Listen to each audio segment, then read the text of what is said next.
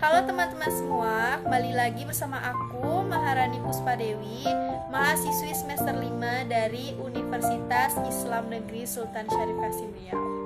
Oke, kali ini aku bakal bahas materi mengenai komunikasi bisnis. Oke, yang pertama, apa sih itu komunikasi bisnis?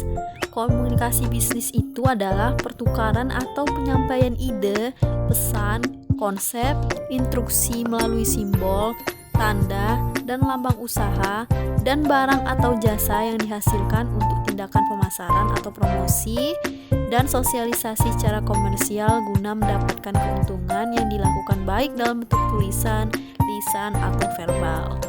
Nah, selanjutnya komunikasi ini terbagi menjadi dua jenis. Yang pertama yaitu ada komunikasi verbal. Contoh dari komunikasi verbal ini yaitu menyampaikan informasi kepada pelanggan internal maupun eksternal, melakukan sosialisasi program kerja kepada karyawan, ataupun bertukar pikiran dengan rekan kerja. Nah, yang kedua ada komunikasi nonverbal. Contoh dari komunikasi nonverbal ini yaitu membelalakkan mata seperti march atau mengerutkan dahi ketika berpikir atau berpangku tangan untuk menunjukkan ketidakpedulian atau sebagainya. Adapun tujuan dari komunikasi nonverbal dalam dunia bisnis yang pertama yaitu menyediakan atau memberikan informasi, yang kedua mengatur alur suatu percakapan, yang ketiga mengekspresikan emosi, yang keempat memberi sifat, melengkapi, menentang atau mengembangkan pesan-pesan verbal, yang kelima mengendalikan atau mempengaruhi orang lain, dan yang keenam mempermudah tugas-tugas khusus. Nah, apa saja sih proses komunikasi bisnis? Hampir separuh atau 45% kegiatan komunikasi bisnis adalah mendengar atau menyimak pesan komunikasi yang disampaikan orang lain. Kegiatan komunikasi bisnis tersebut berlangsung dalam berbagai level kegiatan komunikasi yang terbagi menjadi 3. Yang pertama yaitu komunikasi massa. Dalam komunikasi bisnis, komunikasi massa diperlukan untuk mengirim dan menerima pesan publik. Oleh sebab itu, agar komunikasi massa ini efektif, para pihak dalam organisasi usaha perlu mengetahui karakteristik komunikasi massa, yaitu yang pertama sumbernya terlembagakan, yang kedua pesannya bersifat publik, yang ketiga medianya bersifat stimulan atau periodik. Yang kedua ada komunikasi kelompok.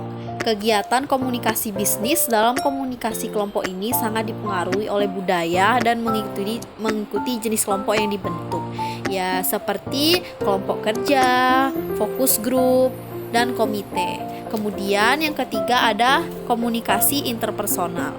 Dalam komunikasi bisnis juga terdapat komunikasi interpersonal yang merupakan kegiatan untuk memunculkan makna melalui pertukaran pesan berdasarkan prinsip-prinsip komunikasi dan mempertimbangkan proses simplifikasi dan abstraksi saat mengubah gagasan menjadi pesan.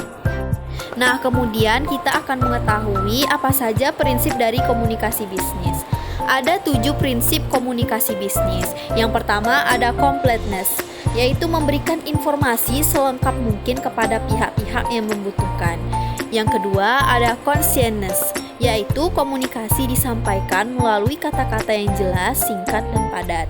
Yang ketiga ada concreteness, yaitu pesan yang disampaikan disusun secara spesifik dan tidak abstrak. Yang keempat ada consideration, yaitu pesan yang disampaikan harus mempertimbangkan situasi penerima. Yang kelima ada clarity, yaitu pesan yang dikomunikasikan disusun dalam kalimat yang mudah dipahami. Yang keenam ada courtesy, yaitu komunikasi dilakukan dengan mengedepankan sopan santun dan tata krama. Dan yang terakhir yang ketujuh ada correctness, yaitu pesan yang dikomunikasikan dibuat secara cermat. Di dalam komunikasi juga terdapat hambatan. Hambatan dari komunikasi yaitu yang pertama ada budaya. Manusia hidup dengan berbagai latar belakang budaya, tidak bisa disangkal bahwa budaya tersebut akan mempengaruhi cara seseorang dalam menafsirkan sebuah pesan. Yang kedua ada jenis kelamin. Proses komunikasi yang dilakukan dengan wanita dan pria adalah berbeda, karena wanita adalah makhluk yang sering menggunakan perasaan dalam menilai dan mengambil keputusan, sehingga jenis kelamin ini sangat berpengaruh dan dapat menghambat komunikasi. Yang ketiga ada pekerjaan. Harus dipahami bahwa latar belakang pekerjaan seseorang juga akan membentuk caranya dalam berkomunikasi. Dan yang keempat ada waktu. Hendaklah dibedakan cara menyampaikan pesan komunikasi kepada seseorang di saat yang bersangkutan sedang berada dalam zona sibuk dengan di saat longgar. Dan hambatan yang terakhir ialah usia.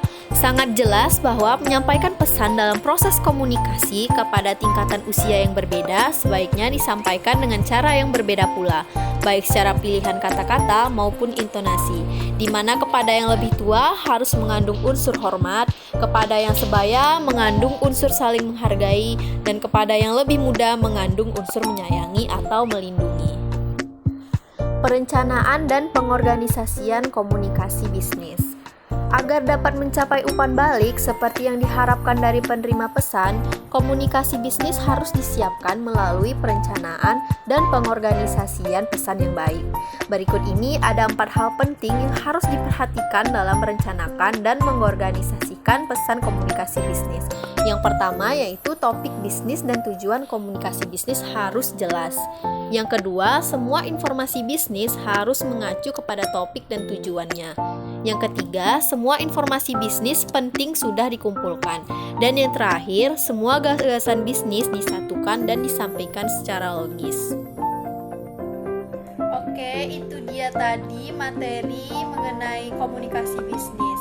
Semoga apa yang aku sampaikan ini bisa menambah wawasan kita semua dan bermanfaat bagi kita semua. Wabillahi taufiq walhidayah. Assalamualaikum